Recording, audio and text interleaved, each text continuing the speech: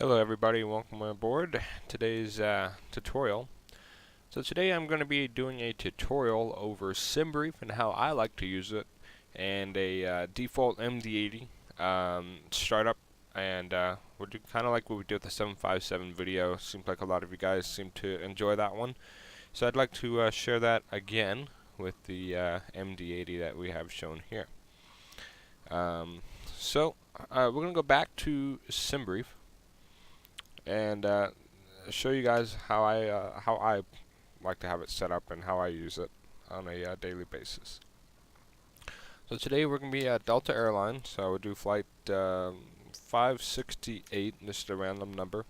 Today we're going to be departing out of Boston, and we'll be going to, let's call it JFK. Alright, so our alternate, I guess, is Boston. There's a correct date. We'll be departing roughly 1820 Zulu time, which is about a little less than 30 minutes, but we'll probably be off the ground before then. So I personally like to use the United Airlines FWZ. I'll show you guys what that means here in a little while. It'll show you the weather and stuff on a document page once we generate everything. And then most of the time to use pounds, depending on the aircraft, whether or not it'll let me use pounds or kilograms. This I just leave on auto. Reserve fuel I put on 60 minutes just to make sure I have more than enough gas always. I think most airlines are required to have at least 45 minutes of reserve. Basically what reserve means is you got 45 minutes extra gas in case of weather, holding, going around, and just whatever, extra taxi fuel, etc., etc. Now, these checklists I have here, this is what I like. The detailed nav log, that just shows you all the nav. And the next page I'll show you. ETOPS planning, that's good if you're one of those guys that like to fly a lot of long hauls, especially over water. It'll give you the nearest airport in case you have an engine failure or any sort of a failure. So, planned step climb, this is also good, especially for the longer flights. It'll give you the appropriate times to step climb. Most FMCs will let you know if it thinks it's optimal to step climb. NOTAMs, notice to all airmen, not really necessarily needed in the simulator. Same with FIR. And then flight map I have on detailed, and then we have the latest air with the 1706. So back to airframe, we are flying the MD82. Now this is the default MD80. This tutorial will work for both MD88, which is made by Rotate, or the default MD80, and even the MD80 by ATS that's coming out soon. So that's our time en route, roughly hour 10 minutes. We'll be departing runway 9, arriving 13 right. Now this you can change, as you can see here. We're just gonna do this, whatever it says, just for because why not? Extra fuel, I've already got my reserve, so I just leave that as 0, unnecessary. Auto, or altitude is auto. You can change that if you'd like. Passengers I always leave to auto. Cargo I just put on 0 because I don't really know the exact numbers. It usually does give me a pretty good ZFW, which is 0 fuel weight, while it's on auto. Alright. So this is the route that it's giving us today. We'll just hit Analyze Route. I usually like to take a look at the route, make sure it's not going to be sending me on some wackety weird route, like up to like Maine or like whatever, just for an example. This is a pretty good route. This is about what you would get in the real world. Obviously it's not straight just because it's an immediate departure SID and an arrival SID, or star, with one transition in between, which is buzzard. I believe it's I don't know, it's maybe right there. Yeah, there it is. Alright, so that looks good to me. So you can take a look at ETOP, which is unnecessary for today's flight because we're not really going to be flying over water at all. This shows you the airports in the region. I usually don't like to keep that on just because it kind of makes the map a lot more filled up. This shows you the VORs. If you like to fly VOR to VOR, slant alpha, this will show you all the VORs in the area, which is pretty useful if you were flying a slant alpha flight plan. Alright, and then NDBs, kind of the same thing. It'll show you where they are. Waypoints. This will really fill up your screen. It's going to take a little minute to load up, because there's a lot to load up. I guess while we're waiting on that, we'll show airways. Again, this will take a little bit of time. These are all the high airways, and then it gives you the low ones if you're flying below 18. Alright. There's all the fixes or waypoints that loaded in just now. It fills up a lot. Nat tracks aren't really going to be necessary for our routing at all. This shows you all the North Atlantic tracks for the day. So these are all the tracks that are available for these. I've actually, to be completely honest with you, I've never seen so many in one day. I guess they've got a lot going on, especially west. So if you're ever flying transatlantic flights, if you're flying from the UK, Europe to America or Canada, North America we'll call it, you'll use the West Nat track. If you're flying from North America to Europe, you'll be flying the East Nat track. FIRs, not another thing that's just kind of not necessarily needed. It just shows you all the airspaces of center controllers. So you know, if we're flying Boston to New York, we'll be with Boston Center for the most of the ride, and then we'll be into the New York TRACON coming in. UIRs, kind of the same thing, just a little bit different. I don't know the exact meaning. I just know it's it pretty much shows the same thing. Clouds, this will show you the clouds. Usually it'll kind of show up the clouds kind of a white color. I mean, I can't imagine the whole U.S. is completely clear skies, but maybe it is. I don't know. Sigwix, this zoom level, so this will show you all the turbulence, cumulus clouds, isolated, jet streams, etc., etc. Or you can also change the time of date you want to see it at. Maybe you want to check it out later on your predicted flight plan or whatnot, and this will also show you the winds right here as soon as it loads in. Basically it's just kind of like a little cone like that, and it'll show you the wind direction. So it looks like we'll be having a headwind for the entire flight today. Alright, we'll go ahead and click that out, and we'll generate the flight plan. So usually this takes about 30 seconds or so. Usually if it's a longer flight, it takes a lot longer. But for the shorter flights, it's really quick. Alright, so Delta 568 MD82 Boston JFK with an alternate of Boston. Today we'll be going to 30,000 feet. Sometimes SimBrief does give you a little bit too high of a cruise altitude. Usually what I do to check, I'll go down here, and I'll explain all this in just a second, is look how long the route is. It's 199 miles. That's kind of pushing it for flight level 300. If we're really light, then I say we could probably make it, but it looks like we're pretty standard weight, maybe a little bit on the light side. So that's our max takeoff weight right there, and we're roughly 23 or so thousand pounds less than that. So I would probably change this to maybe 26,000 just to be on the safe side. And then there's today's date. There's our roughly estimated departure time. That'll be our en route time. So from the time we get off the ground to the time we land, it'll be roughly 38 minutes. If you're ever on a ROO flight, pilot said today's flight time will be 38 minutes. That's exactly what he's looking at. Or even as FMC. That's how much fuel we're going to be bringing today. Block fuel from gate to gate. We didn't choose to bring the extra fuel. If you're flying on a VATSIM event or even Pilot Edge event, you'll probably want to go ahead and use that feature for extra fuel in case you have a hold or stuff like that. And zero fuel weight was set to auto. Alright, there's our route again. Make sure when you file in your flight plan you don't put the direct in there. A lot of controllers don't like that, and it's completely unnecessary to have the direct. It's very obvious you're going from SOX to buzzard to SCY VOR, which I believe is Sandy Point VOR.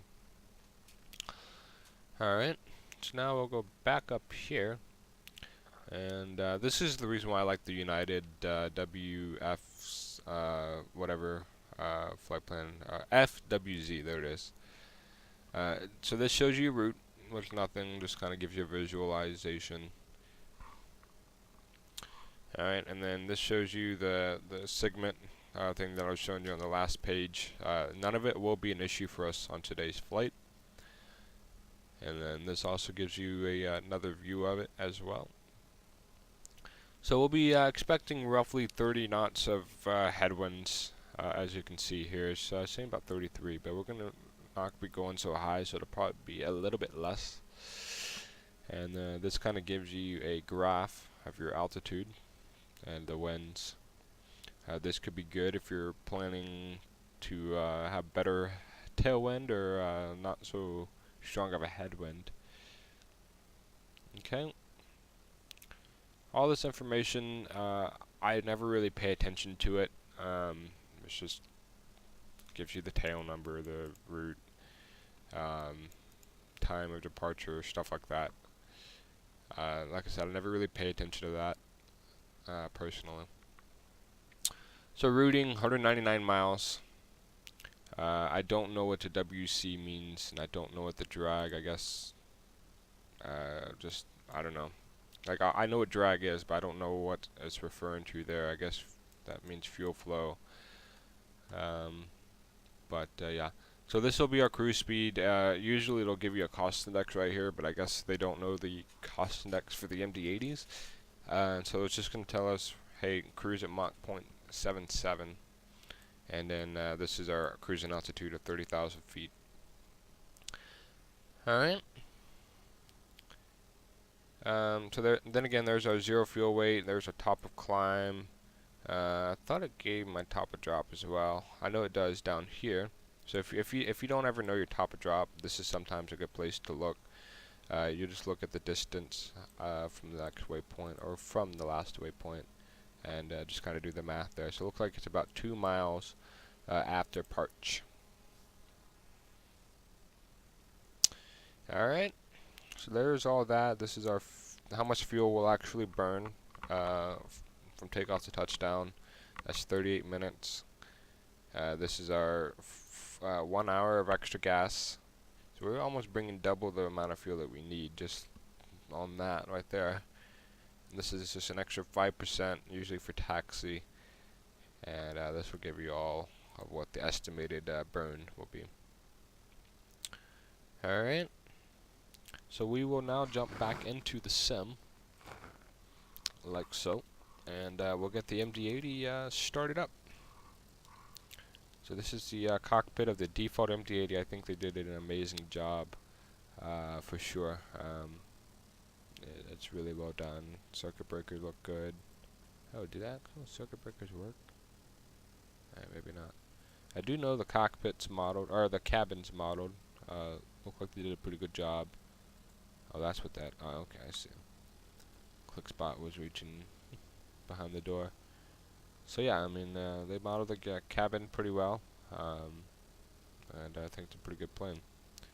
Looked like they even modeled the back door drop in there. That's pretty cool.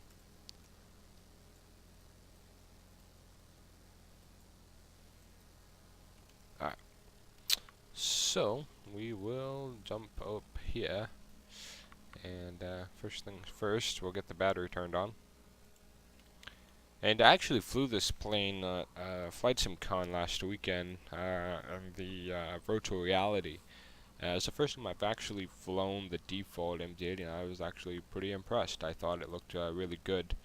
and I think ATS is going to have a slightly tough time trying to beat this. Obviously the FMC is not quite as in detail as theirs will be, at least their advertising.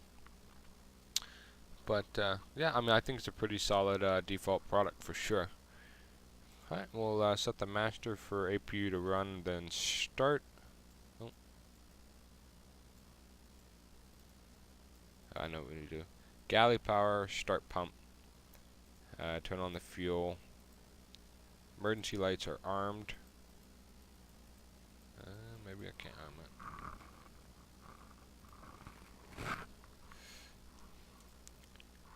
Alright, so the checklist now says to look at the cross feed and make sure they're all closed, which they are.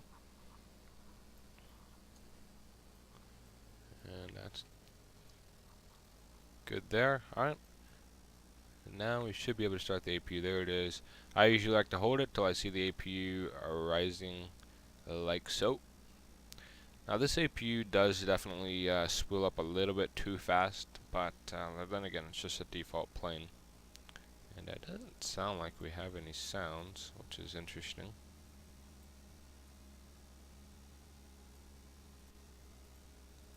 So this is the yoke I use. There we go.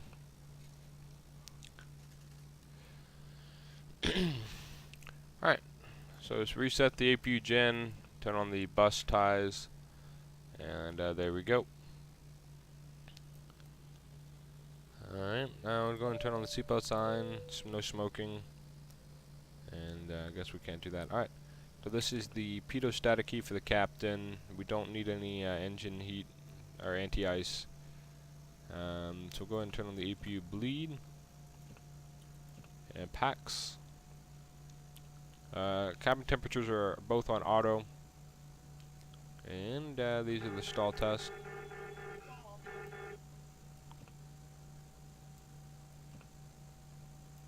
Guess that doesn't work. Interesting.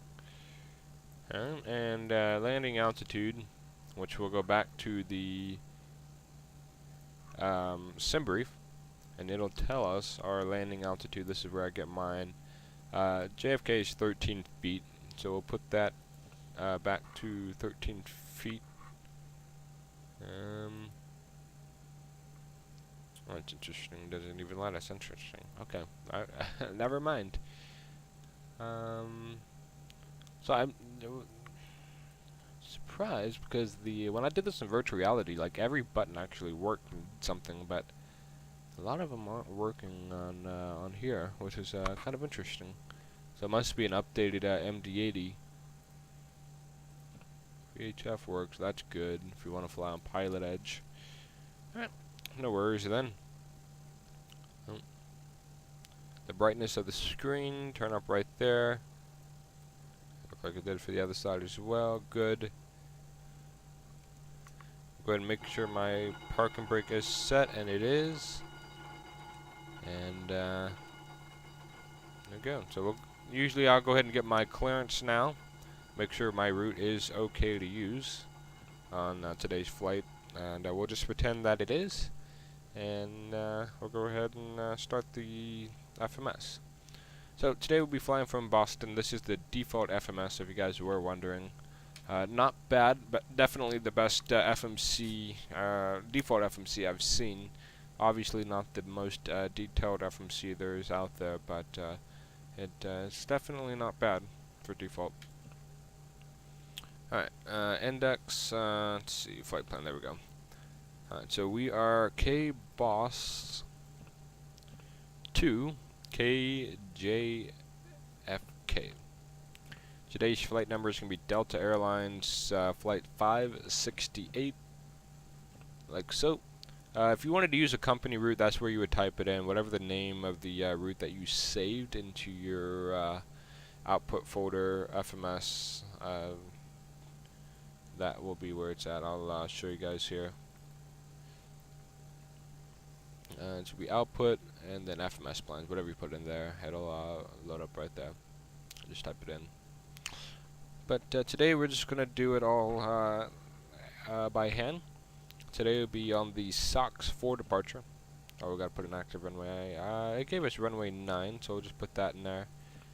And the sucks for departure. Back to flight plan, we'll go next page and put in buzzard. And again, I'm looking at SimBrief to get all this information. Buzzard, and then back to arrival, put parts 2 and SEY. And if you want to put in your runway, you can. I know in the real world they usually don't really know the runway they're going to use. For this sort of a flight, most likely they'll already know. Because it's only just under 40-minute flight. So like it's pretty short for the ones to shift dramatically for them to change. But it does happen. Just because why not, we'll go ahead and put in the runway that SimBrief told us, which again, doesn't always mean it's the right one. Alright, 13 left is what it's actually giving us 13 right, but I don't see 13 right. I'll just put 13 left, and then I'll just leave this out for later. Alright, so that looks good. We'll now go to the VNav. So it's not really that detailed, like you can't put a cost index and all that good stuff in there. For the climb, that's 250 knots at 10,000 our speed limit constraint, as we all know. And then our target climb speed will be 290 Mach decimal 74 after flight level 2900, and then of course our transition altitude of 18,000. Cruise speed, SimBrief gave us a cruise speed of Mach 0.77, so we'll change that like so. Alright, and then descend looks good to me. And yeah, there's our transition altitude. The default FMC is very simple, but it gets the job done. Like I have my route in there and everything, we're ready to go. Another thing we also need to check is our gas. So, bring you back over to SimBrief. So they told us today we need 19,237 pounds at the gate. So we'll do just that. That's pretty much already what we've got in there. Probably don't need quite as much. I've already got more than enough, so okay, I guess that'll work then. So you can just type it in. I guess for some reason it doesn't want us to, like it seems like it's one of those set things. But you can definitely change it to be lower or less. But as you can see, when you drag it, it goes up by like almost 500s, so that's fine. Then payload weight. Oh, I'm sorry. I just realized what I was showing you guys is right here. How it doesn't quite let us do what we'd like. So if I were to type in what SimBrief gave us was 19,237, it just gives us a already generated number that's close enough for whatever reason. And SimBrief gave us a takeoff weight of 118,587 pounds. So we need to gain about 11,000 pounds into this. We'll put 21,000, and that'll be close enough. Alright, so hit done. Apply changes. The plane kind of drops a little bit. You just added quite a bit of weight to it. And make sure we got the right amount of fuel, which it doesn't appear to be correct. I don't know if that's just a plane bug or it shows everything's good here, so I'm just going to assume that's alright. Alright. So, this is the point where I would go to squawk mode Charlie and pretend this is our squawk for the day. I do believe this is my squawk from yesterday on Pilot Edge. Alright, we'll put auto brakes to takeoff, like so. Our transition altitude never going to be quite this high, but it doesn't look to be the most user-friendly on terms of, get that number to come down, it's going by tens of feet. So I'll just put 33,000. Like I said, we're not really going up that high. I'm just going to do the takeoff, and that'll be it. We got VNav, which we will do. Oh boy. I'll just set this up to 5,000 real quick, and we'll pretend that's our transition altitude. And we'll just do 3,000 actually. Now the transition altitude will all be found on the chart, if you guys have charts, and I'll go over that on another video, just not today. Our wing lights were extended. So in the MD-80, you can extend the wing lights but not have them on, or you can bring them down and on. Why that's the case, I don't know. I do know that the wing lights do produce a little bit of drag, and I think pilots do kind of like that to help them slow down. Alright, so we'll go ahead and call the default X-plane pushback truck, and so yeah, we can pretty much push whichever direction we want. So I'll go ahead and release the brakes, and we'll just push back left. Sending push cart now. Alright, so it's sending a push cart from, looks like right there.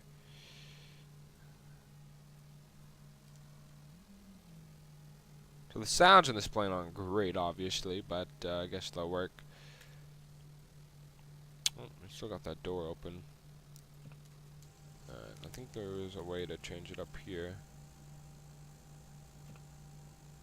Here we go. Alright.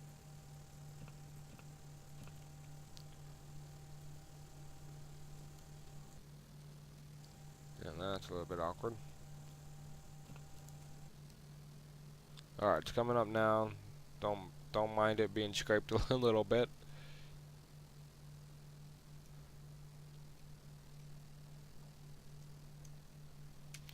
Alright, so we'll go ahead and turn off the packs, and we'll get the motor started on this beast. We're in System A, and we'll need the pneumatic cross-bleed valves open. And hydraulics are off, not that it matters for starting up the engine.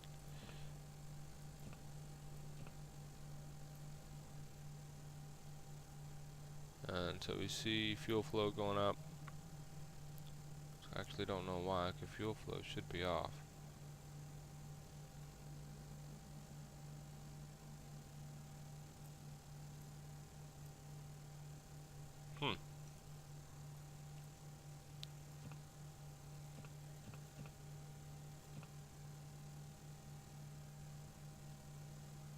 Interesting. Don't know why the engine did not start there. So it's probably something we missed. Yeah, yaw damper, APU, bleed valve.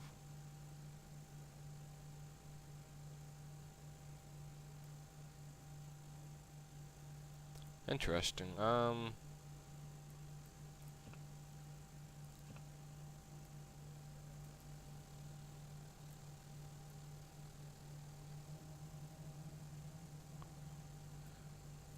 See what happens if I put in the gas.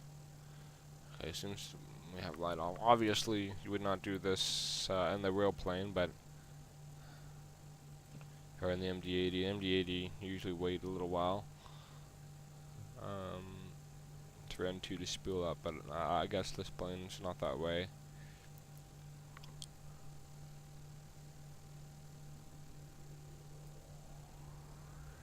Okay, we have light off. Obviously, engine performance is perfect, Kappa.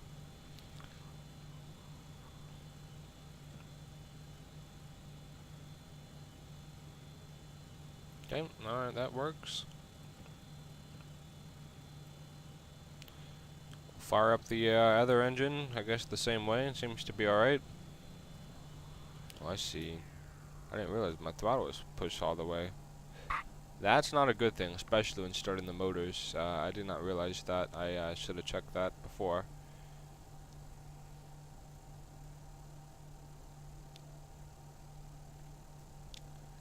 And one other thing we forgot is the beacon and nav light. I always forget that this plane for some reason. I don't know why.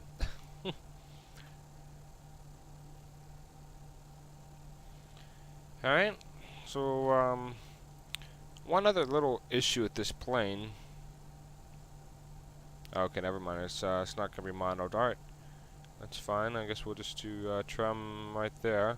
So the MD-80, or the rotate, I mean, give you your center of gravity in your performance page. And then you put your center of gravity there, and then you set your flaps for takeoff. So I guess we'll do flaps 15 departure. So we'll set flaps to 15. Thought there was 3 notches until it hit 15. 5, 11, 15. Take a look here. So one more notch and we've got 15.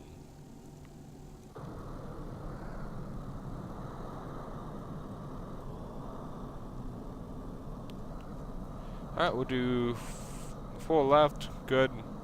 Full right, good. Full up, good. Full down, good. Rudder's full,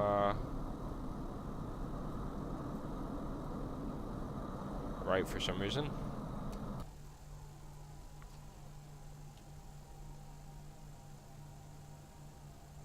Now why might that be?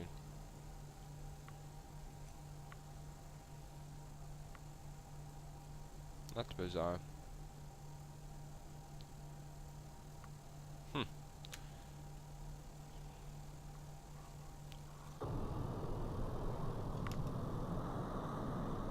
Guess we'll just go about it. I'm just gonna do a quick little takeoff and we'll be on our way. But yeah, that's an interesting thing to see there.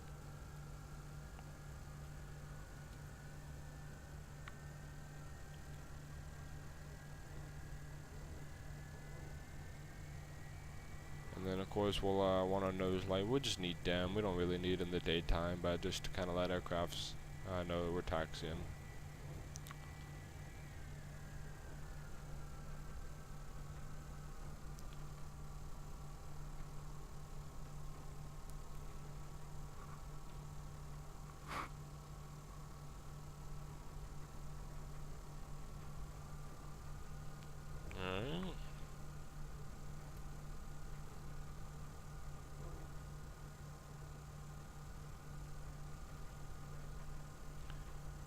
Taxi down here. Again, we're going to runway 9er.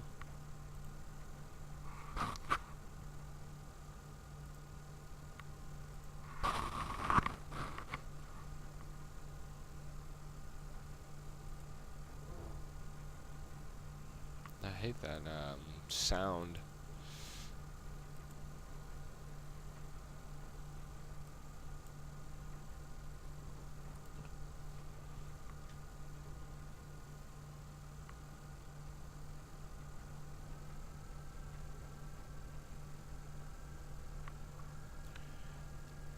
Boston's a nice airport. I was actually just here last weekend, and it really is a nice airport. I enjoy it a lot.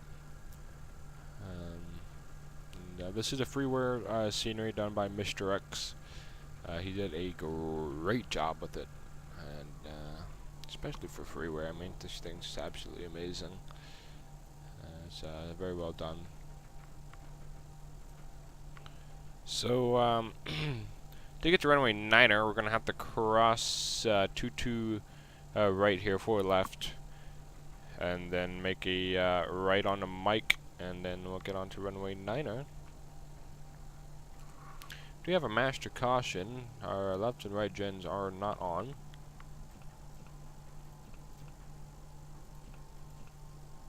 Drop the APU in. Not good. Why might that have just happened? Okay, I don't know. That's just freaked me out. We seem to be okay though. Interesting. I would normally never like turn the APU on immediately again like that, but just kind of freaked me out there for a second.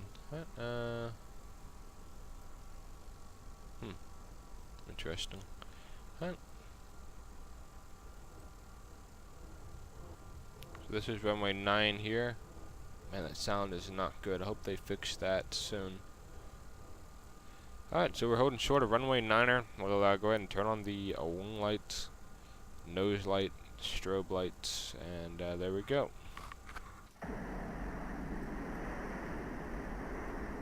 I don't know what's going on with the rudder there. It was going the other way before. I don't know if it's a wind thing or what.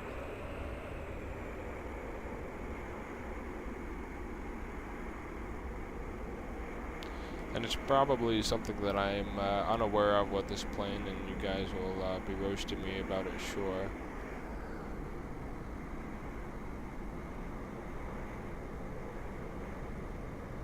It seems to be in the middle now.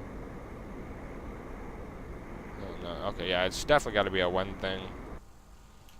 That's alright. Alright, so we're on the runway. And pretend we'll have takeoff clearance. Look like we do have a tailwind, but that's alright. Set power and toga.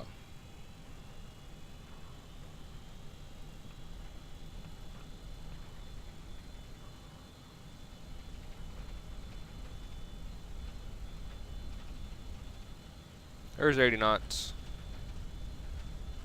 100.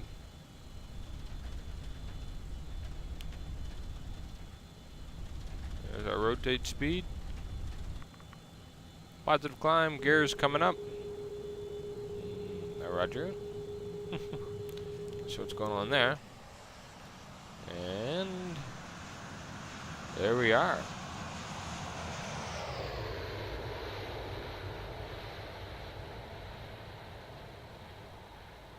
Alright guys, thank you guys for joining me on today's tutorial on SimBrief, and just the default MD-80 just to kind of